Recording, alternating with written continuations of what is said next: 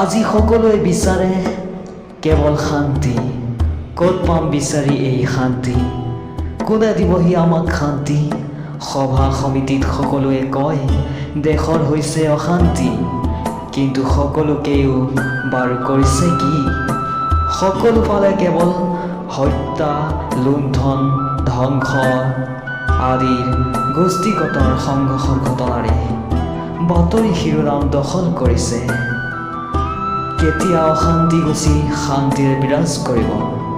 যদিহে আমাৰ বিবেক পৰিৱৰ্তন নকৰোঁ, মহাত্মা গান্ধীৰ নীতি অনুকৰণ নকৰোঁ, শংকৰ মাধৱ আদৰ্শক সন্মান নকৰোঁ, ৰাম ৰহিমৰ দৰে ভাতৃবোধ নগঢ়োঁ, তেন্তে শান্তি বিচাৰি খাব লাগিব হাবলা।